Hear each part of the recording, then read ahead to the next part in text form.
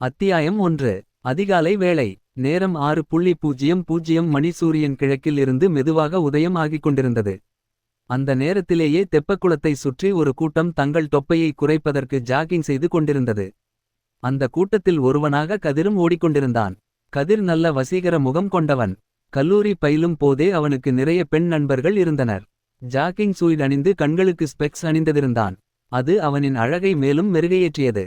கதிர் photographer ஆக உண்மை விளம்பி என்ற நாளிதழ் ஒன்றில் வேலை பார்க்கிறான். அப்போது அவன் அலுவலகத்தில் வேலை பார்க்கும் ரிப்போர்ட்டர் சாதுர்யா எதிரே வந்தாள். மிகவும் அழகாக இருந்தாள். அப்பொழுதே நன்றாக மேக்கப் போட்டிருந்தாள். சிவப்பு நிற சல்வார்கமீஸில் தமிழ் சினிமா நடிகை போலிருந்தாள். அவள் கதிரை பார்த்து, ஹை கதிர், என்ன ஜாக்கிங்கா என்று கேட்டாள். ஆமாம் சாதுர்யா, நீ என்ன இந்த பக்கம் என்றான் கதிர். இன்னைக்கு வெள்ளிக்கிழமைல அதான் மாரியம்மன் கோவிலுக்கு வந்துட்டு ஆபீஸ் போலாம்னு வந்தேன். இருவரும் பேசி கொண்டிருந்த பொழுது சாதுர்யாவின் செல்போன் கொஞ்சி கொஞ்சி ஒரு மெலிதான ரிங்டோன் வெளியிட்டு அழைத்தது. எடுத்து யார் என்று பார்த்தாள். திரையில் பாஸ் என்று ஒளிர்ந்தது. எடுத்து காதுக்கு கொடுத்து ஹலோ என்றாள். மறுமுனையில் பாஸ் குரல் சற்று அவசர தொனியில் ஒலித்தது. சாதுர்யா, நீ இப்ப எங்கேம்மா இருக்க? அதற்கு சாதுர்யா, நான் இப்போ தெப்பக்குளம் மாரியம்மன் கோயில் கிட்ட இருக்கேன் பாஸ். கதிரும் என் பக்கத்துல தான் இருக்கான். அப்போ ரொம்ப வசதியா போச்சு, நீங்க 2 பேரும் இப்போ உடனே ஆரப்பாளையம் பஸ் ஸ்டாண்ட போங்க என்றார் பாஸ். என்ன பாஸ், ஏதாவது முக்கியமான விஷயமா என்றாள் சாதுர்யா. ஆமா, அங்கே ஒரு மர்டர் நடந்துருக்குறதா இன்ஃபோர்மேஷன் வந்துருக்கு, அத பத்தி டீடைலா ஒரு கவரேஜ் எடுத்துட்டு வாங்க என்றார் பாஸ். ஓகே பாஸ், நாங்க இப்போவே கிளம்புறோம் என்று சொல்லிவிட்டு செல்போனை அணைத்தாள். கதிரிடம் திரும்பி பாஸ் சொன்னவற்றை சொன்னாள். இப்படியே நான் எப்படி வர்றது என்றான் கதிர். வா, அப்படியே என் வீட்டுக்கு போயிட்டு டிரெஸ் சேஞ்ச் பண்ணிட்டு காமெராவையும் எடுத்துட்டு கிளம்புவோம். ஓகேட்டா என்றாள். அத்தியாயம் 2. Arappalayam cross cut road. நேரம் காலை 8:00 மணி. அந்த அடுக்கு மாடி குடியிருப்பு முன் போலீஸ் ஜீப் நின்றிருந்தது. பக்கத்துக்கு வீடுகளில் மனித தலைகளாக தெரிந்தது. அடுக்கு மாடி குடியிருப்பு உள்ளே முதல் மாடியின் கடைசியில் இருந்தது அந்த வீடு. வீடு முழுவதும் போலீஸ் தலைகளாக இருந்தது. வீடு ஒரு ஹால், ஒரு பெட்ரூம் என்று இருந்தது. தரை முழுவது டைல்ஸ் கற்கள் ஒட்டப்பட்டு நான் ஒரு பணக்கார வீடு என்று சொல்லாமல் சொல்லியது. பெட்ரூமில் இருந்த காஸ்ட்லி ஆன கட்டில் மெத்தை மேல் அவன் மல்லாக்க படுத்திருந்தான். அவன் நடுவயிறு கூர்மையான ஆயுதத்தால் கிழிக்கப்பட்டு அதில் இருந்து ரத்தம் வழிந்து மெத்தை எல்லாம் படர்ந்திருந்தது. அரை சுவற்றிலும் ரத்தம் தெறித்து இருந்தது. இவை எல்லாவற்றையும் நோட்டம் விட்டுக்கொண்டே இன்ஸ்பெக்டர் நேசமணி தன அருகில் இருந்த எஸ்.ஐ. தணிகாச்சலத்தை ஏறிட்டு, மர்டர் ஆனது யாரு? ஹைகோர்ட் ஜட்ஜ் சதாசிவத்தோட பையன் ரித்திஷ் சார். அவர் பேமிலி சென்னையில இருக்காங்க. ரித்திஷ் மட்டும் இங்க வீடு எடுத்து தங்கி இன்ஜினியரிங் படிச்சிட்டு இருக்கான். பாடிய முதலா பார்த்தது யார்? இந்த வீட்டு வேலைக்காரி தான் சார். அவளை விசாரிச்சிட்டீங்களா? பேசிட்டேன் சார், நீங்க ஒரு தடவை விசாரிச்சுடுங்க. சரி, அவளை வர சொல்லுங்க. எஸ்.ஐ. சற்று தள்ளி பயத்துடன் நின்றிருந்த பெண்ணை பார்த்து கை அசைத்தார். அவள் உடனே அவர் பக்கத்தில் வந்தாள். நேசமணி அவளிடம், பயப்படாதமா, நான் கேக்குற கேள்விக்கு மட்டும் பொறுமையா நல்ல யோசிச்சு பதில் சொல்லு. அவள் தலை ஆட்டினாள். நீ எப்போம்மா வீட்டுக்கு வந்த? நான் வரும்போது மணி காலை 7 மணி ஆயிருந்துச்சு. எப்போவுமே கதவு பூட்டிருக்கும். நான் பெல் அடிச்சப்புறம் தான் சின்னையா எழுந்து வந்து கதவை திறப்பாரு. ஆனா இன்னைக்கு கதவு நான் வரும்பொழுது திறந்திருந்தது. கூப்பிட்டு கொண்டே உள்ளே வந்து பார்த்தா ஐயா இப்படி விழுந்து கிடந்தார். வேற யாராவது வீட்ல இருந்தாங்களா? வேற யாரும் இல்லைங்க ஐயா. சரி, நீ போகலாம். அப்புறம் கூப்பிடும் போது ஸ்டேஷன் வரணும். சரிங்க ஐயா. நேசமணி எஸ்.ஐ.யிடம், சீன் ஆஃப் கிரைம் பார்த்தாச்சா? நான் பார்த்துட்டேன் சார். ஒரு மொபைல் கிடைச்சது. ஆனா அந்த மொபைல் லாக் ஆகியிருக்கு சார். அத போரென்சிக்ல கொடுத்து லாக் ஓபன் பண்ண சொல்லுங்க. இரட்டை மேற்கோள்குறி. Okay sir. அப்போது ஒரு போரென்சிக் டாக்டர் அருகில் வந்து இன்ஸ்பெக்டர் நேசமணியை ஏறிட்டு, சார், ஸ்பாட் போஸ்ட்மார்ட்டம் பார்த்துட்டேன். பிளட் ஆனத வச்சு பார்க்கும்போது மர்டர் நடந்தது சுமார் காலை 6 மணில இருந்து 6:30 மணிக்குள்ள நடந்திருக்கணும். மர்டர் எதுனால டாக்டர்? ஒரு கூர்மையான ஆயுதத்தால குத்துனதுனால தான் இறப்பு ஏற்பட்டிருக்கு. இன்னும் டீடைலா பிஎம் பார்த்துதான் மத்ததை சொல்ல முடியும். Okay doctor. நாளைக்கு மார்னிங் காலை 10 மணி PM ரெடி ஆயிரும். Okay doctor. எஸ்.ஐ. வந்து நாளைக்கு வாங்கிக்குவார். டாக்டர் சென்ற பின் எஸ்.ஐ.யும் நேசமணியும் வீட்டை விட்டு வெளிப்பட்டார்கள். அப்போது எதிரே கதிரும் சாதுர்யாவும் வந்தார்கள். அவர்களை பார்த்ததும் நேசமணி ஒரு சலிப்போடு, இவர்களுக்கு எப்படிதான் விஷயம் தெரியுமோ, மத்த மீடியா பீப்பிள்ஸ்க்கு தெரியும், முன்னாடி காமெராவை தூக்கிக்கிட்டு ஆளா வந்துருங்க என்றார் எஸ்.ஐ.யிடம். இந்த மர்டர் எப்படி நடந்தது, யாரால நடந்ததுன்னு தெரிஞ்சதா சார் என்றாள் சாதுர்யா. ஏம்மா, இப்போ தான் சோக்கியே பார்த்துருக்கோம். அதுக்குள்ள கொலைகாரன் கிடைச்சிருவானா? இல்ல சார், ஏதாவது தடயம் கிடைச்சுதான்னு. அதெல்லாம் இப்போ சொல்ல முடியாது. நீங்க இப்போ போங்க, நானே ஒரு பிரஸ் மீட் வச்சு டீடைலா சொல்லுறேன். இப்போ ஒன்னும் சொல்ல முடியாது என்று சொல்லிக்கொண்டே நடந்து சென்றார் நேசமணி. என்ன சாதுர்யா இன்ஸ்பெக்டர் இப்படி சொல்லிட்டார் என்றான் கதிர். அவர் எப்போவும் அப்படி தான, நமக்கு தெரியாததா? நான் அவரை பார்த்ததுமே தெரிஞ்சிருச்சு இன்னைக்கு ஒன்னும் தேராதுன்னு. சரி ஓகே, நெக்ஸ்ட் என்ன பண்றது? அங்க பாரு, பாடிய வெளியே கொண்டு வந்துட்டாங்க, நாம போய் போட்டோ எடுக்குற வேலைய பார்ப்போம். இவர்கள் நகரும் போதே மற்ற பிரஸ் ரிப்போர்ட்டர்ஸும் அங்கே வர ஒரு பெரிய கும்பல் பாடியை சுற்றி நின்று கொண்டு போட்டோ எடுப்பதும் வீடியோ எடுப்பதுமாக தங்கள் வேலையை செய்ய ஆரம்பித்தார்கள். அருகில் வந்ததும் சாதுர்யா நேசமணியை பார்த்து, வணக்கம் இன்ஸ்பெக்டர் சார். அத்தியாயம் 3. மறுநாள் எஸ்ஐ தணிகாச்சலம் ஜிஹெச் போய் சேர்ந்த பொழுது காலை 10 மணி. மதுரை ஜிஹெச் நோயாளிகளால் நிரம்பி வழிந்தது. அனைத்து வார்டுகளிலும் கூட்டம் இருந்தது. அவர்களை தாண்டி டீன் என்று போர்டு இருந்த அறை கதவை தள்ளி, may I come in doctor என்றார் எஸ்ஐ. உள்ளே டீன் வெங்கடாச்சலம் தன் வழுக்கை தலையை தடவியபடி பைலை பார்த்து கொண்டிருந்தவர் நிமிர்ந்து, வாங்க சார் என்றார். Good morning doctor. Good morning doctor. Postmortem report ready ஆயிருச்சா? ரெடி ஆயிருச்சு. இப்போ அந்த பைல் தான் பார்த்து கொண்டிருந்தேன். மர்டர் எப்படி டாக்டர்? மர்டர் நடந்தது கரெக்டா காலை 6 மணில இருந்து காலை 6 மணி 15 மணிக்குள்ள. ஒரு கூர்மையான ஆயுதத்தால குத்திருக்காங்க, அதனால பிளட் லாஸ் ஆகி மரணம் ஏற்பட்டிருக்கு. ஆனா குத்துப்பட்டிருக்கும் காயத்தை பார்க்கும் போது குத்துவதற்கு பயன்படுத்திய பொருள் கத்தி இல்லை. என்ன சொல்லுறீங்க டாக்டர்? குத்துவதற்கு பயன்படுத்திய பொருள் ரொம்ப ஷார்ப் இல்லாத பொருள். கத்தில குத்திருந்தா இப்படி காயம் ஏற்படாது. D3 police station. Inspector Nesamani முன்பு ஜட்ஜ் சதாசிவம் அவரின் மனைவியும் அமர்ந்திருந்தனர். அவர்களின் வீங்கிய கண்கள் அவர்களின் சோகத்தை சொல்லியது. இன்ஸ்பெக்டர் சார், PM முடிஞ்சிருச்சு, பாடிய நீங்க வாங்கிக்கலாம். அதுக்கு முன்னாடி உங்ககிட்ட சில கேள்விகள் கேட்கணும், அதனால தான் உங்களை இங்க வர சொன்னேன். கேளுங்க இன்ஸ்பெக்டர் என்றார் ஜட்ஜ் தழுதழுக்கும் குரலில். உங்க பையனுக்கு அல்லது உங்களுக்கு யாராவது எதிரிகள் இருக்காங்களா? நீங்க யார் மேலையாவது சந்தேகப்படுறீங்களா? என் பையன் ரித்திஷ் ரொம்ப அமைதியானவன் சார். அவனுக்கு நண்பர்கள் தான் அதிகமே தவிர எதிரின்னு யாரும் இல்ல. போன மாசம் கூட அவன் நண்பர்களுக்கு பிறந்தநாள் பார்ட்டியை ஸ்டார் ஹோட்டல்ல கொடுத்தான்.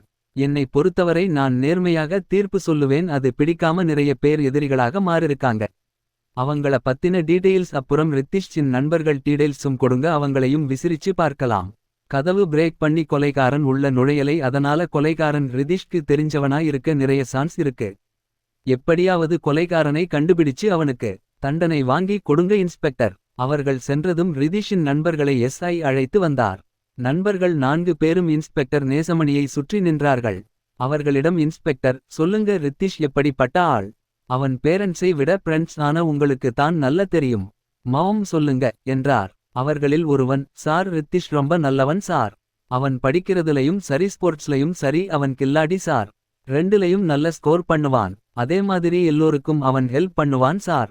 அதனால எல்லோருக்கும் அவனை பிடிக்கும். எல்லோருக்கும் ஏதாவது ஒரு கெட்ட பழக்கம் இருக்கும், அது மாதிரி ஏதாவது. அது வந்து சார் அவன்ட இருக்கிற ஒரே கெட்ட பழக்கம் நைட் கிளப் போறது, தண்ணி அடிக்கிறது தான் சார். மத்தபடி அவன் ரொம்ப நல்லவன் சார். சரி, நீங்க போகலாம். வேற ஏதாவது ஞாபகம் வந்து என் கிட்ட சொல்லணும்னு தோணுச்சுனா இந்த நம்பர்ல காண்டாக்ட் பண்ணுங்க என்றவாறே தன் நம்பர் ஐ கூறினார். அதை அவர்கள் குறித்து கொண்டு அங்கிருந்து நகன்றார்கள். அத்தியாயம் 4. இரவு 10 மணி. Anna Nagar 3 road street. பிரீத்தி தன் வீட்டில் இரவு உணவு தட்டை டீபாயில் வைத்துவிட்டு டிவியை ஆன் செய்தாள். தோசையை பீத்து ஒரு விள்ளல் எடுத்து வாயில் வைத்தாள். அப்போது வீட்டின் வராண்டாவில் ஏதோ சத்தம் கேட்டது. எழுந்து சென்று என்னவென்று பார்த்தாள். பூனை ஒன்று படக்கென்று ஓடியது. பூனையா? நான் கூட பயந்துட்டேன். தனியா இருக்கிறது கொஞ்சம் பயமாத்தான் இருக்கு என்றவாறே ஹாலுக்கு வந்து தோசையை சாப்பிட ஆரம்பித்தாள். அப்போது ஒரு உருவம் வராண்டாவில் இருந்து மெதுவாக ஹாலை நோக்கி முன்னேறியது. மெதுவாக பிரீத்தி பின்னால் வந்து நின்றது. பிரீத்தி ஆர்வமாக ஒரு சீரியலை பார்த்து கொண்டிருந்தாள்.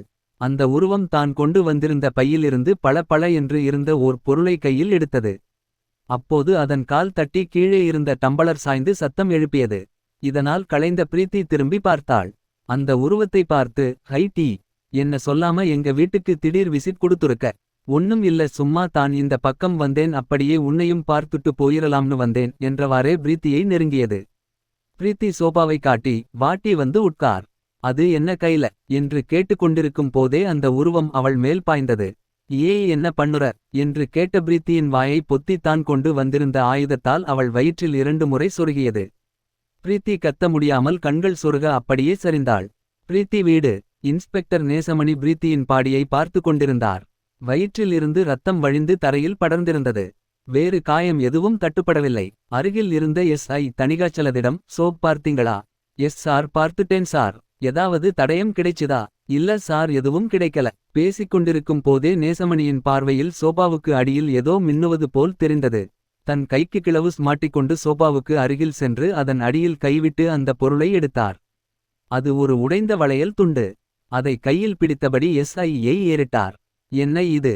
சார், ஏதோ வளையல் துண்டு மாதிரி இருக்கு. வளையல் துண்டு தான். இது எப்படி உங்க பார்வைக்கு படாம போச்சு சார்? அது வந்து எதுவும் வரல சோக், நீங்க சரியா பாக்கலைன்னு இதுல இருந்து தெரியுது. அப்படியெல்லாம் இல்ல சார். எந்த ஒரு சின்ன பொருளா இருந்தாலும் அது ஒரு தடயமா இருந்து கொலைகாரனை நமக்கு காட்டிக் கொடுக்கும். அதனால எந்த ஒரு பொருளையும் கூர்ந்து பார்த்து நமக்கு சந்தேகம் வந்துச்சுனா அத உடனே செக் பண்ணிரணும். Okay sir. ஓகே, இனிமே கேர்ஃபுல்லா இருங்க. இந்த வளையல் துண்டை பிரீத்தியோட அப்பா அம்மாட காமிச்சு யாரோடது கேளுங்க. அப்புறம் இதை போரென்சிக் அனுப்பி ஏதாவது கைரேகை இருக்கான்னு பக்க சொல்லுங்க. Okay sir. பிரீத்தி பேரண்ட்ஸ்க்கு சொல்லியாச்சா? சொல்லியாச்சு சார். கல்லுப்பட்டிக்கு அவங்க சொந்தக்காரங்க விசேஷத்துக்கு போனவங்க நேத்து நைட் அங்கேயே தங்கிட்டாங்க. விஷயத்தை சொன்னவுடன் புறப்பட்டாங்க. இன்னும் கொஞ்ச நேரத்துல வந்துருவாங்க. பாடிய PM அனுப்பிருங்க. அவங்கள மீட் பண்ணிட்டு ஸ்டேஷன்ல வந்து என்ன பாருங்க. Okay sir. வீட்டை விட்டு வெளியே வந்த இன்ஸ்பெக்டர் பார்வையில் அது பட்டது. உடனே அவரது முகம் 100 வாட்ஸ் பல்ப் போல் பிரகாசமானது. அத்தியாயம் 5. பிரீத்தி வீட்டை விட்டு வெளியே வந்த இன்ஸ்பெக்டர் நேசமணி பார்வையில் எதிரில் இருந்த கடையில் உள்ள CCTV காமிரா பட்டது. உடனே அவர் அந்த கடையை நோக்கி நடந்தார். அது ஒரு சிறிய சூப்பர் மார்க்கெட் போல் இருந்தது. உள்ளே நுழைந்தவுடன் ஒரு கேஷியர் பெண் அமர்ந்திருந்தாள். அவளிடம், இந்த கடையின் ஓனர் எங்க இருக்கார் என்ற கேட்டுக்கொண்டிருக்கும் போதே பின்பக்கம், குட் மார்னிங் சார் என்று குரல் கேட்டது. இன்ஸ்பெக்டர் நேசமணி திரும்பி பார்த்தார். அங்கே ஒரு 35 வயது மதிக்கத்தக்க இளைஞன் நின்றிருந்தான். சொல்லுங்க சார், நான் தான் இந்த சூப்பர் மார்க்கெட்டின் ஓனர். எதுக்க இருக்குற வீட்டுல ஒரு கொலை நடந்துருக்கு, அத பத்தி ஒரு சின்ன விசாரணை பண்ண தான் இங்க வந்தேன். கேளுங்க சார், எனக்கு தெரிஞ்சதை நான் சொல்லுறேன். நீங்க சூப்பர் மார்க்கெட்டை எப்போ க்ளோஸ் பண்ணுனீங்க? திறந்துருக்கும் போது சார். நேத்து சண்டே, அதனால மதியமே க்ளோஸ் பண்ணிடோம் சார். என்னப்பாம், உங்க நேம் என்ன? சுரேஷ் சார். மவும் சுரேஷ், சூப்பர் மார்க்கெட்லாம் சண்டேல தானே கூட்டம் வரும். நீங்க என்னடானா சண்டே சீக்கிரம் க்ளோஸ் பண்ணிருவேன்னு சொல்லுறீங்க? அது வந்து சார், இந்த கடை சூப்பர் மார்க்கெட் மாதிரி தான். சூப்பர் மார்க்கெட் போல ரொம்ப பெருசுலாம் கிடையாது. அதனால டெய்லி சேல்ஸ் தான் நடக்கும்.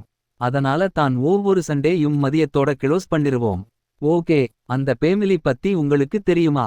அவங்க ரொம்ப அமைதியான பேமிலி. அவர் ஏதோ சின்னதா ஒரு கம்பெனி கப்பலூர்ல வச்சிருக்காங்க. மேடம் நம்ம கடையில தான் பொருள் வாங்குவாங்க. அவங்க பொண்ணு தான் ரொம்ப தைரியசாலி மாடன் பொண்ணு. நிறைய பாய் பிரண்ட்ஸ் கூட நைட் வருவாங்க.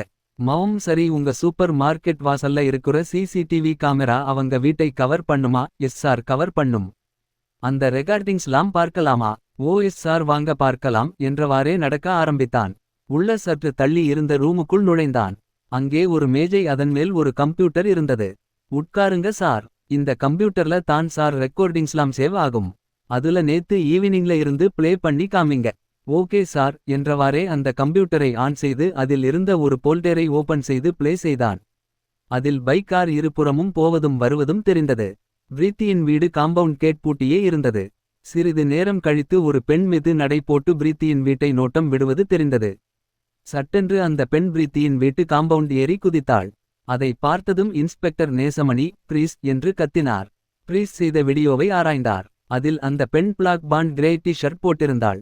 அந்த டி ஷர்ட் நாய்க் என்று எழுதியிருந்தது. கண்டினியூ பண்ணுங்க என்றார். அந்த வீடியோ ஒரு அரை மணி நேரம் ஓடியதும் அந்த பெண் திரும்பவும் சுவர் ஏறி வெளியே குதிப்பது தெரிந்தது. நீங்க இந்த ரெக்கார்டிங்ஸை அப்படியே காப்பி பண்ணி எனக்கு தாங்க என்று பென் டிரைவை நீட்டினார். அவன் அதை வாங்கி வீடியோவை காப்பி பண்ணி கொடுத்தான். அதை வாங்கிக் கொண்டு வெளியே வந்தார். அத்தியாயம் 6.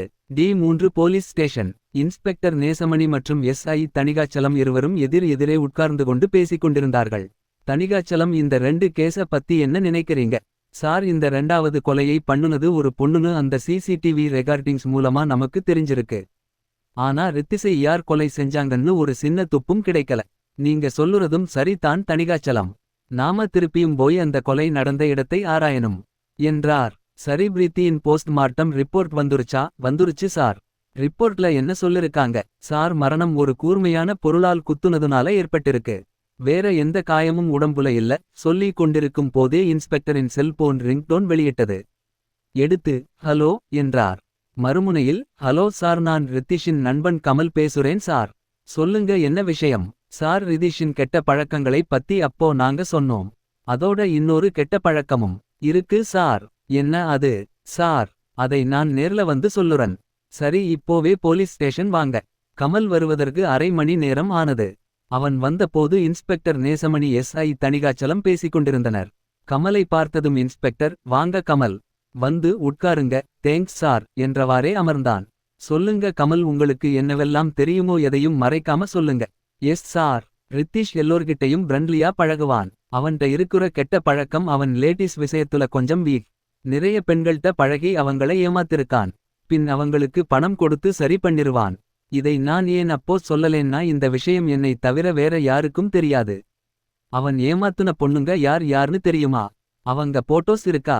எல்லாரையும் தெரியாது சார். இருந்தாலும் சில பேரோட போட்டோஸ் என்கிட்டே இருக்கு என்றவாறே தன் செல்போனை எடுத்து அதில் இருந்த போட்டோஸ் ஐகானை தடவினான். சில போட்டோக்கள் திரையை அடைத்தவாறு வந்து நின்றன. அதை இன்ஸ்பெக்டரிடம் காண்பித்தான். ஒவ்வொரு போட்டோவாக தள்ளிக் கொண்டே வந்தார். ஒவ்வொன்றிலும் ரித்திஷ் வேற வேற பெண்களுடன் விதவிதமான போஸ்களில் தெரிந்தான். இந்த போட்டோஸ்லாம் உன் மொபைலில் எப்படி எடுத்த அல்லது எப்படி வந்துச்சு சார்? இந்த போட்டோஸ்லாம் ரித்திஷின் லேப்டால இருந்தது. ஒரு நாள் நான் என்னோட கம்ப்யூட்டர் ஒர்க் ஆகாதனால் அவனோட லேப்டா வாங்கி யூஸ் பண்ணுனேன். அப்போ அதுல இருந்த போட்டோக்களை காப்பி பண்ணிக்கிட்டேன். எனக்கு இவங்க மேல சந்தேகம் சார், அதான் உங்ககிட்ட சொன்னேன். போட்டோக்களை பார்த்துகொண்டே வந்த இன்ஸ்பெக்டர் அந்த போட்டோவை பார்த்து அதிர்ந்தார். தான் பார்த்த அந்த போட்டோவை எஸ்ஐ இடம் காட்டினார். அதை பார்த்த எஸ்ஐ, சார் இது அந்த என்று முடிக்கும் முன் இன்ஸ்பெக்டர் ஆமோதிப்பாக தலையை ஆட்டினார். அத்தியாயம் 7. அந்த மயில் டிசைனுடன் இருந்த சுவர் கடிகாரம் இரவு மணி காலை 11:10 என்று காட்டியது. இன்ஸ்பெக்டர் நேசமணி கட்டிலில் படுத்து விட்டத்தை பார்த்து கொண்டிருந்தார். அருகில் அவர் மனைவியும் பையனும் நல்ல தூக்கத்தில் இருந்தனர். நடந்த இரு கொலைகளும் அவரின் தூக்கத்தை கெடுத்திருந்தது. கட்டிலில் இருந்து எழுந்து பக்கத்து அறைக்குள் நுழைந்தார். குறுக்கும் நெடுக்கும் நடந்து கொண்டே மெல்ல நடந்தவைகளை எண்ணி பார்த்தார். ரித்திஷ் பிரெண்ட்ஸுக்கு நல்லவன். அவனின் இன்னொரு முகம் பெண்களிடம் தப்பு செய்றது. இவனால் பாதிக்கப்பட்ட பெண்ணோ அல்லது அவர்களின் நலம் விரும்பிகளால் கொலை செய்யப்பட்டிருக்கலாம். பிரீத்தி நிறைய பாய் ஃப்ரெண்ட்ஸ் வச்சுருக்குறவா, ஆனா அவளை கொலை பண்ணுனது ஒரு பெண். பிரீத்தியும் ரித்திஷால் ஏமாற்றப்பட்ட பெண். அப்போ கொலைகாரன் இவங்க 2 பேருக்கும் தெரிஞ்ச நபரா இருக்கலாம். எதையோ நாம மிஸ் பண்ணுறோம். என்ன அது? நாளைக்கு காலை வேலையா 2 பேரோட மொபைல் போனையும் பாரன்சிக்ல இருந்து வங்கிட்டு வந்து அத நல்லா தேடி பார்க்கணும். D3 police station. இன்ஸ்பெக்டர் நேசமணியின் டேபிள் மேல் பாரன்சிக்ல இருந்து வந்த பிரீத்தி ரித்திஷ் இருவரின் போனும் இருந்தது. முதலில் ரித்திஷின் மொபைலை கையில் எடுத்தார். அதை ஆன் செய்து உள்ளிருக்கும் ஆப்களை ஒவ்வொன்றாக ஓபன் செய்து பார்த்தார். கால் ஹிஸ்டோரியில் கொலை நடந்த முதல் நாள் அழைப்புகளை பார்வையிட்டார். பின் மெசேஜ் ஓபன் பண்ணி அதில் இருந்த மெசேஜ்களை ஆராய்ந்தார். ஒரு உருப்படியான தகவலும் கிடைக்காததால் ஒரு வெறுப்புடன் பேஸ்புக் ஆப்பை ஓபன் பண்ணினார். அதில் இருந்த போஸ்ட்களை ஆராய்ந்துவிட்டு பேஸ்புக் சாட்சியில் நடந்த உரையாடல்களை ஆராய்ந்தார். அதில் முதல் 2 உரையாடல்கள் கமல் சுரேஷ் என்பவர்களுடன் நடந்திருந்தது. 3வது நபரின் பெயரை பார்த்ததும் சற்று திகைத்தார். அதில் சாதுரியா என்று இருந்தது. அதை ஓபன் பண்ணி பார்த்தார். அதில் ரித்திஷ் சாதுரியா இடையே நடைபெற்ற உரையாடல்கள் இருந்தது. இந்த சாதுரியாவுக்கும் ரித்திஷ்கும் என்ன தொடர்பு என்று நினைத்து கொண்டே அந்த உரையாடல்களை ஆராய்ந்தார். அந்த உரையாடல்களை அருகில் இருந்த எஸ்ஐ இடம் காண்பித்தது. இந்த கன்வெர்சேஷன்ஸ பாருங்க என்று காண்பித்தார். அந்த உரையாடல்களை பார்த்த எஸ்ஐ, சார் இதுல இருக்கிற கன்வெர்சேஷன்ஸ பார்த்தா ஏதோ தப்பா தெரியுதே. பிரீத்தியோட போன் எடுங்க என்றார். எஸ்ஐ எடுத்து கொடுத்த போனை ஆன் செய்து அதில் பிரீத்தி கொலையான தேதியை ஒட்டின பேஸ்புக் சாட்சியில் நடந்த உரையாடல்களை ஆராய்ந்தார். அதிலும் சாதுரியாவுடன் நடந்த உரையாடல்கள் இருந்தது. ஆமா தணிகாச்சலம், இதை பார்த்ததும் எனக்கு ஒரு சின்ன ஸ்பார்க் கிடைச்சிருக்கு. நீங்க அந்த பிரீத்தி தெருல இருந்த சிசிடிவி ரெக்கார்டிங்ஸ் அப்புறம் ரித்திஷ் இருந்த தெருல இருந்த சிசிடிவி ரெக்கார்டிங்ஸ் வாங்க சொன்னேனே, வாங்குனீங்களா? எங்க ஸ்டோர் பண்ணி வச்சிருக்கீங்க? சார், 2மே உங்க கம்ப்யூட்டர்ல ஸ்டோர் பண்ணிருக்கேன். அந்த 2 வீடியோவையும் ப்ளே பண்ணுங்க. எஸ் சார் என்றவாறே எஸ்ஐ தணிகாச்சலம் கம்ப்யூட்டரை ஆன் பண்ணி டீபோல்டரில் இருந்த 2 வீடியோவையும் காட்டி, இது தான் சார் அந்த சிசிடிவி ரெக்கார்டிங்ஸ். அதில் பிரீத்தி ஸ்ட்ரீட் என்று இருந்த வீடியோவை ப்ளே பண்ணினார். வீடியோவில் பைக்கார் இருபுறமும் போவதும் வருவதும் தெரிந்தது. அந்த பெண் பிரீத்தியின் வீட்டு காம்பவுண்ட் ஏறி குதிப்பதையும் பின் அந்த பெண் திரும்பவும் சுவர் ஏறி வெளியே குதிக்கும் போது வீடியோவை பாஸ் செய்தார். அதை அப்படியே மினிமைஸ் செய்துவிட்டு அடுத்த வீடியோவை ப்ளே பண்ணினார். அதில் அதிகாலையில் இருந்து ஓடவிட்டார். தெருவில் ஆள் நடமாட்டம் இல்லாமல் வெறுமனே இருந்தது. சிறிது நேரம் கழித்து ஒரு பெண் நடந்து செல்வது தெரிந்தது. உடனே வீடியோவை பாஸ் செய்துவிட்டு, தணிகாச்சலம் இந்த 2 வீடியோவுல இருக்குற பொண்ணுங்களும் கிட்டத்தட்ட ஒரே மாதிரி இருக்காங்க. ஆமா சார். அத மாதிரி 2 பேரோட ட்ரெஸ்ஸும் ஒரே மாதிரி இருக்கு. ஆமா தணிகாச்சலம். இந்த பொண்ணோட முகம் இருட்டா இருக்குறதுனால சரியாய் தெரியல. இருந்தாலும் இது ஏன் சாதுர்யாவா இருக்க கூடாது. இருக்கலாம் சார். இது ஒரு கெஸ் தான். இந்த பொண்ணோட உயரம் உடல் பருமன் எல்லாமே சாதுர்யாவோட கொஞ்சம் ஒத்து போகுது. அப்புறம் அந்த கன்வெர்சேஷன்ஸ தான் என்னோட சந்தேகத்துக்கு காரணம். வாங்க நாம போய் எதுக்கும் சாதுர்யாவ விசாரிச்சிட்டு வந்துரலாம். இருவரும் எந்திரிக்கும் பொழுது மேசை மேல் இருந்த தொலைபேசி அலறியது. ரிசிவரை எடுத்து ஹலோ என்றார். அதில் வந்த தகவலை கேட்டு அவர் முகம் மெல்ல மாறியது. ரிசிவரை வைத்த இன்ஸ்பெக்டர் அட சை இன்னும் ஒரு கொலை நடந்துருச்சாம். எங்க சார். அவனியாபுரம். வாங்க போகலாம். அத்தியாயம் 8. அவனியாபுரம். அந்த காலனியில் நிறைய பங்களா டைப் வீடுகள் இருந்தது. அதில் 3வது வீட்டு வாசலில் அந்த ஏரியா இன்ஸ்பெக்டர் கேசவன் நின்றிருந்தார். நேசமணியை பார்த்ததும் ஒரு சல்யூட் வைத்து தளர்ந்தார். அவரிடம் நேசமணி யார் விக்டிம் என்று கேட்டார். கேசவன் அதற்கு சார் விக்டிம் ஒரு டாக்டர்.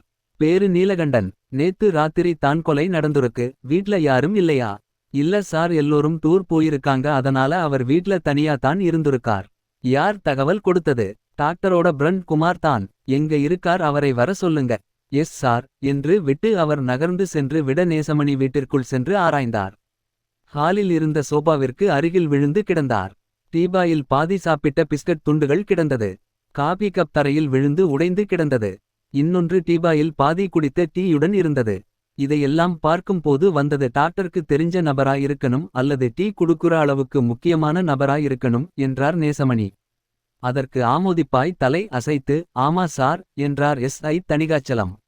அதற்குள் இன்ஸ்பெக்டர் கேசவன் டாக்டரோட பிரண்ட் குமாரோடு வந்தார். அவரிடம் நீங்க எதுக்கு இங்க வந்தீங்க. சார் நானும் டாக்டரும் எப்போவும் ஒன்னா தான் மார்னிங் வாக்கிங் போவோம். அதே போலத்தான் இன்னைக்கும் வந்தேன். எப்போவும் எனக்கு முன்னாடியே டாக்டர் அவர் வீட்டு வாசலில் எனக்காக காத்திருப்பார். ஆனா இன்னைக்கு ஆளை காணோம்னதும் அவருக்கு ஏதும் உடம்பு சரியில்லையோன்னு நினைச்சு அவர் வீட்டுக்கு போனேன். கதவு திறந்தே இருந்தது. அதை தள்ளிட்டு உள்ளே போகும்போதே டாக்டர் தரையில் கிடந்தது தெரிஞ்சது. பக்கத்துல போய் பார்க்கும் போதுதான் டாக்டர் ரத்த வெள்ளத்தில் இருந்தது தெரிய வந்தது. உடனே 100க்கு கால் பண்ணி சொன்னேன். நீங்க வரும்போது தெருல யாராவது இருந்தாங்களா. இல்ல சார் யாருமே இல்ல. சரி நீங்க போகலாம். தாங்க யூ சார் என்றவாறே நகர்ந்து சென்றார். கேசவன் வீட்டை சர்ச் பண்ணிட்டீங்களா. பண்ணியாச்சு சார் எந்த கைரேகையும் கிடைக்கல. பொருள் நகையை பத்தி அவங்க ஃபேமிலி மெம்பர்ஸ் வந்ததுக்கு அப்புறம் ஏதும் மிஸ் ஆயிருக்கான்னு விசாரிக்கணும். சிசிடிவி ரெக்கார்டிங்ஸ் இருக்கா. இருக்கு சார். எங்க இருக்கு. சார் இந்த காலனியோட செக்யூரிட்டி ரூம்ல அதோட ரெக்கார்டிங்ஸ் இருக்கு சார். சரி வாங்க போய் பார்க்கலாம். செக்யூரிட்டி ரூம்ல இருந்த செக்யூரிட்டி போலீஸ் தலைகளை பார்த்ததும் எழுந்து நின்றார்.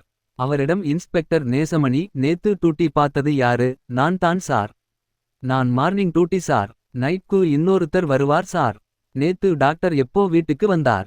நேத்து அவர் சாயங்காலம் அதிகாலை 4 மணிக்கெல்லாம் வந்துட்டார் சார். நான் கூட என்ன டாக்டர் அதுக்குள்ள வந்துடீங்கன்னு கேட்டேன். அதுக்கு அவர் ஒன்னும் இல்ல பாண்டி கொஞ்சம் உடம்பு சரியில்ல லேசா தலைவலி அதான் டூட்டி டாக்டரை பாத்துக்க சொல்லிட்டு வந்துட்டேன் ன்னு சொன்னார் சார். அவர் வந்ததுக்கு அப்புறம் வேற யாராவது விசிட்டர்ஸ் வந்தாங்களா. வந்தாங்க சார். இருங்க விசிட்டர்ஸ் லெட்ஜரை பார்த்து சொல்லுறேன். மேசை மேலிருந்த லெட்ஜரை எடுத்து நேற்றைய தேதி குறித்திருந்த பக்கத்தை எடுத்து சார் டாக்டர் வந்ததுக்கு அப்புறம் 4 பேர் வந்திருக்காங்க என்றவாறே அந்த லெட்ஜரை காண்பித்தார். அதில் பார்வையை பதிய வைத்த இன்ஸ்பெக்டர் நேசமணி 3வது இருந்த பேரை பார்த்ததும் முகம் மலர்ந்தார். சரி அந்த சிசிடிவி ரெக்கார்டிங்ஸ் காமிங்க. ஓகே சார் என்று அருகில் இருந்த கம்ப்யூட்டரில் நேற்று தேதியிட்ட வீடியோவை பிளே செய்தார். சாயங்காலம் அதிகாலை 4 மணிக்கு மேல பிளே பண்ணுங்க. செக்யூரிட்டி அந்த வீடியோவை சாயங்காலம் அதிகாலை 4 மணிக்கு மேலிருந்து ஓடவிட்டார். அதில் டாக்டர் வருவதும் செக்யூரிட்டியிடம் பேசுவது தெரிந்தது. பின் அவர் சென்றவுடன் இருவர் வந்து லெட்ஜரில் எழுதி செல்வது தெரிந்தது. பின் 3வது ஒரு பெண் வந்து லெட்ஜரில் எழுதுவதும் பின் நேராக டாக்டர் வீட்டுக்கு செல்வதும் தெரிந்தது. அந்த பெண்ணின் முகத்தை பார்த்ததும் இன்ஸ்பெக்டர் நேசமணி வாங்க தணிகாச்சலம் குற்றவாளி யாருன்னு தெரிஞ்சிருச்சு போய் அரெஸ்ட் பண்ணுவோம். யார் சார் அந்த கொலைகாரன். போற வழில எல்லாத்தையும் சொல்லுறேன். இதை கேட்டதும் அந்த பெண்மணி அதிர்ந்தார். இல்ல சார் நீங்க ஏதோ தப்பா வந்திருக்கீங்க. என் பொண்ணு அப்படி பட்டவை இல்ல. ஒரு எறும்புக்கு தீங்கு செய்யாதவ அவளை போய் கொலைகாரின்னு சொல்லுறீங்க. நாங்க எதையும் ஆதாரம் இல்லாம சொல்லல. உங்க பொண்ணு தான் கொலைகாரின்னு சொல்லுறதுக்கு எங்க கிட்ட ஆதாரம் இருக்கு. உங்க பொண்ணு வரதுக்குள்ள அவளோட ரூமை நாங்க சர்ச் பண்ணனும். ரூம் எங்கன்னு காட்டுங்க. தாராளமா சர்ச் பண்ணிக்கோங்க உங்களுக்கு ஒன்னும் கிடைக்காது. வாங்க என்றவாறே எழுந்து ஹாலின் வலது புறத்தில் இருந்த மாடி படியேற ஆரம்பித்தாள். பின்னாலேயே இன்ஸ்பெக்டர் நேசமணியும் எஸ்ஐ தணிகாச்சலமும் தொடர்ந்தார்கள். மடியில் இருந்த முதல் அறையைக் காமித்து இது தான் சாதுர்யாவின் ரூம் என்றாள்.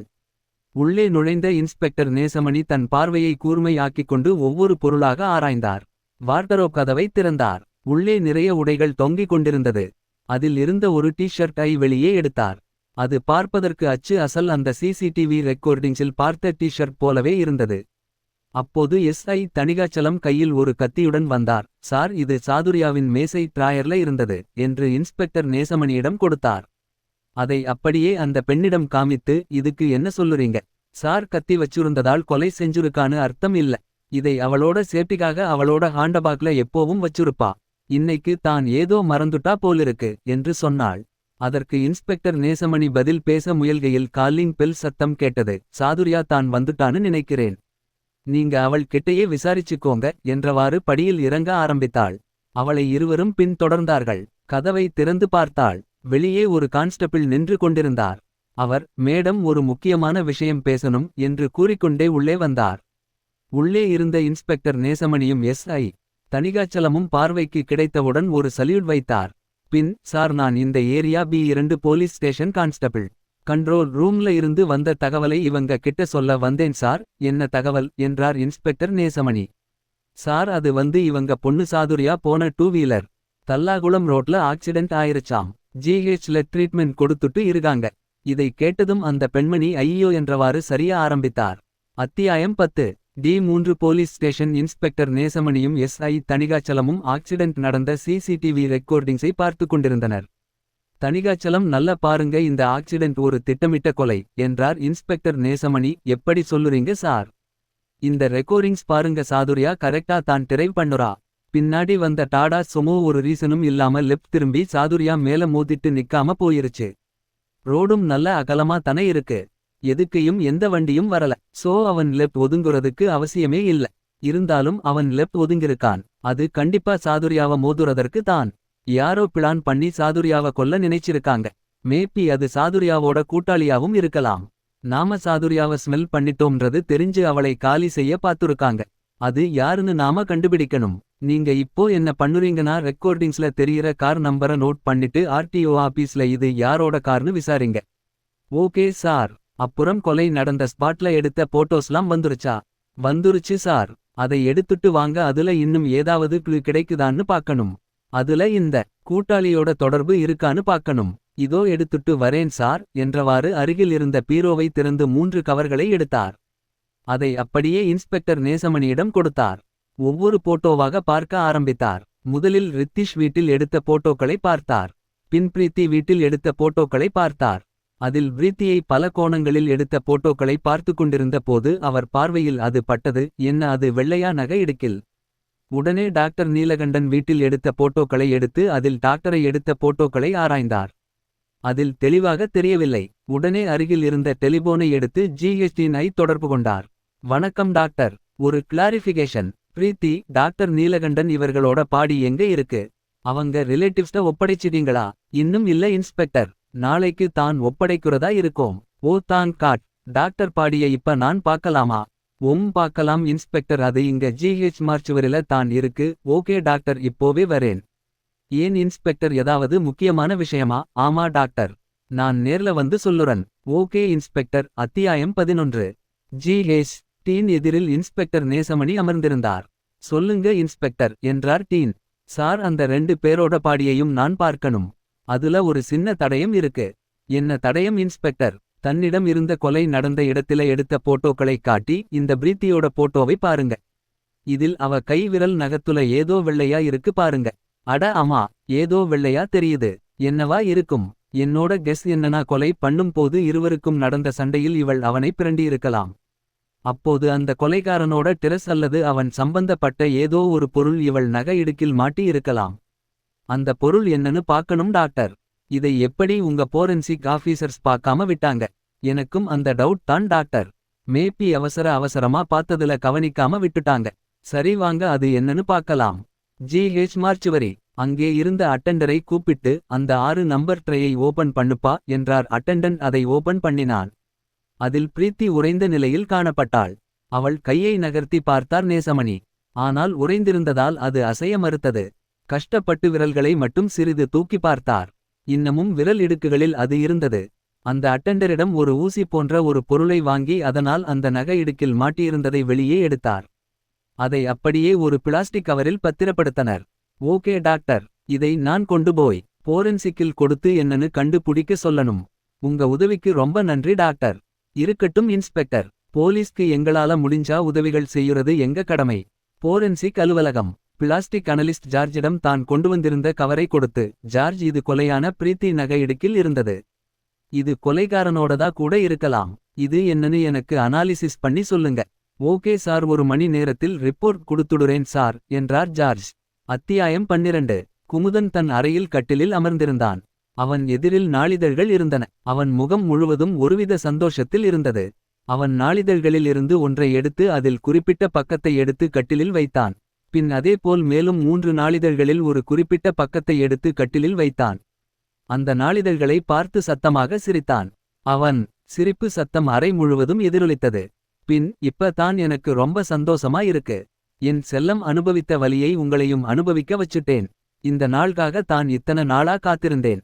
இன்னைக்கு அது நடந்துருச்சு. ரொம்ப ரொம்ப சந்தோஷமா இருக்கு, ரொம்ப சந்தோஷமா இருக்கு என்றவாறே அழ ஆரம்பித்தான். பாவிகளா, நல்லா சந்தோஷமா இருந்த எங்க 2 பேரையும் பிரிச்சுட்டீங்களே. உங்கள மாதிரி ஆளுங்களுக்கு இது தான் முடிவா இருக்கணும் என்றவாறே அந்த நாளிதழ்களை தூக்கி எறிந்தான். அந்த நாளிதழ்களில் ரித்தீஷ், பிரீத்தி, டாக்டர் நீலகண்டன் மரண செய்தி இடம்பெற்றிருந்தது. முற்றுப்புள்ளி.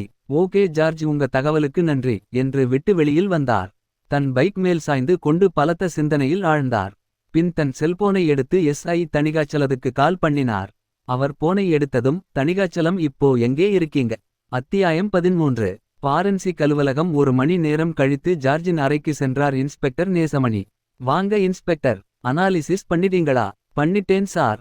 அது ஒரு லேட்டஸ்ட் ரப்பர் வகையை சேர்ந்தது. இதை இப்போ மாஸ்க் செய்யறதுக்கு யூஸ் பண்ணுறாங்க. அந்த மாஸ்க போட்டுக்கிட்டா அப்படியே ஒரு மனுஷ முக தோல் மாதிரியே இருக்கும். அதனால இது ரொம்ப காஸ்டலி. இத சினிமால ஹீரோவோட டூப்புக்கு இந்த மாஸ்க் போடுறாங்க. இதனால் டூப்போட முகம் அப்படியே ஹீரோவோட முகம் மாதிரியே இருக்கும். 2 பேரையும் பக்கத்துல நிக்க வைச்சாலும் ஒரு வித்தியாசம் கூட கண்டு பிடிக்க முடியாது, அவ்வளவு தத்துரூபமா இந்த மாஸ்க் இருக்கும். ஓகே, நான் இப்போ ஒரு மாஸ்க் பத்தின டீடைல்ஸை வாட்ஸ்அப்ல அனுப்புறேன். அந்த மாதிரி மாஸ்க் சிட்டில எங்க தயாரிக்குறாங்க, அந்த மாஸ்கை யாரெல்லாம் வாங்கியிருக்காங்கன்னு விசாரிச்சு லிஸ்ட் எடுத்து எனக்கு சொல்லுங்க. ஓகே, இம்மீடியட்டா எனக்கு லிஸ்ட் வேணும். இந்த லிஸ்ட் வந்துருச்சுனா கொலைகாரன் மாட்டிக்குவான் என்று நினைத்து கொண்டே பைக்கை ஸ்டார்ட் பண்ணினார். கமா. அத்தியாயம் 14. இரவு மணி 10. குமுதன் தூங்குவதற்கு தயார் ஆகிக் கொண்டிருந்தான். அப்போது கதவை யாரோ தட்டினார்கள். இந்நேரத்துக்கு யார் வந்திருக்கா என்று எண்ணியவாறே கதவை திறந்தான். வெளியே இன்ஸ்பெக்டர் நேசமணியும் SI தணிகாச்சலமும் துப்பாக்கியை நீட்டியவாறே நின்றிருந்தனர்.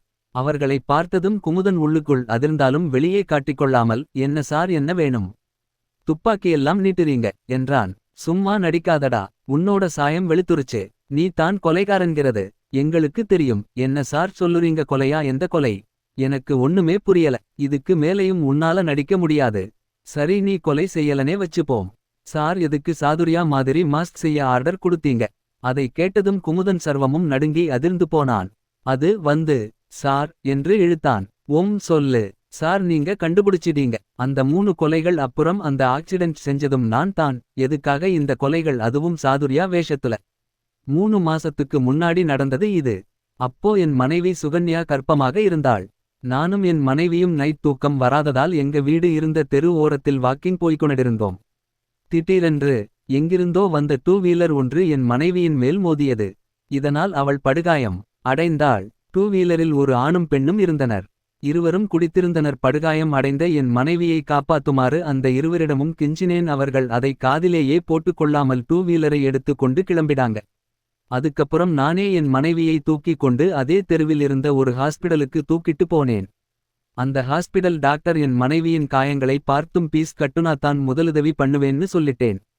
அப்போ என் கையில காசு இல்ல, அதனால பீஸ் கட்ட முடியல. அதனால அம்புலன்ஸ்க்கு போன் பண்ணி GH கொண்டு போனேன். போகுற வழியிலேயே அவள் இறந்துட்டாள். அவ இறந்ததுக்கு காரணமானவங்கள கண்டுபிடிச்சு தண்டிக்கணும்னு நினைச்சேன். அந்த 2 வீலர் நம்பர் எனக்கு ஞாபகம் இருந்தது. அதை வச்சு அது ரித்திஸோடதுன்னு கண்டுபிடிச்சேன். அவனை பாலோ பண்ணுனேன். பின்னாடி இருந்தது பிரீத்தின்னு கண்டுபிடிச்சேன். இவர்களை நானே ஃபாலோ பண்ணி சரியான தருணம் வரும் வரை காத்திருந்தேன். அவர்களுக்கு பேஸ்புக்ல சாதுர்யா பேர்ல ஃப்ரெண்ட் ஆனேன். அவங்க கிட்ட அடிக்கடி சாட்டிங் பண்ணி ரொம்ப கிளோஸ் ஆனேன். அந்த சாட்டிங்ஸ் மூலமா தான் அவங்க தனியா இருக்குற நேரத்தை தெரிஞ்சுக்கிட்டு அவர்கள் கதையை முடித்தேன். இதெல்லாம் எதுக்கு சாதுர்யா வேஷத்துல பண்ணுனன்னு சொல்லவே இல்லை. அதான் சார் சொல்லப் போறேன். ஆக்சிடென்ட் நடந்த மறுநாள் உண்மை விளம்பி நாளிதழை பார்த்த எனக்கு ஒரு அதிர்ச்சி ஏற்பட்டது. அதில் என் மனைவி ஆக்சிடென்ட் ஆனதை 2 வீலர் மோதி கலாகாலி அப்டின்னு போட்டிருந்துச்சு. அதை பார்த்ததும் எனக்கு பயங்கர கோபம் வந்துச்சு. உண்மை விளம்பி நாளிதழ் ஆபீஸ்க்கு போய் சாதுர்யாவிடம், ஒரு ஆக்சிடென்ட் நியூஸை இப்படி போட்டுருக்கீங்களே, இதுவே உங்க குடும்பத்துல உள்ள யாருக்காவது இப்படி நடந்துருந்தா இதே மாதிரி தான் நியூஸ் போடுவீங்களான்னு கேட்டேன். அதுக்கு அவ செக்யூரிட்டிய கூப்பிட்டு என்ன வெளியே தள்ளிட்டா. என்னோட கோபம் இன்னும் அதிகம் ஆச்சு. இவளை ஏதாவது செய்யணும்னு நினைச்சேன். அவள் வேஷத்துல போய் கொலை பண்ணுனா எங்கேயாவது சிசிடிவில தெரிஞ்சாலும் சாதுர்யா தான மாட்டுவான்னு அவள் மாஸ்க் போட்டுக்கிட்டு கொலை பண்ணுனேன். வேணும்னே அவளுக்கு போன் பண்ணி கொலை நடக்குற நேரத்துல அவளை அங்க வரவச்சேன். அது மூலமா அவள் செல்போன் சிக்னல் ட்ரஸ் பண்ணாலும் அவள் தான் மாட்டுவா. முதலில் அவளை கொலை பண்ணுற பிளான் இல்ல. அவளை அப்படியே கொலை குற்றவாளியா விட்டுறலாம்னு தான் நினைச்சேன். இருந்தாலும் போலீஸ் விசாரணையில அவள் கொலை செய்யலனறத கண்டுபிடிச்சிருவாங்க.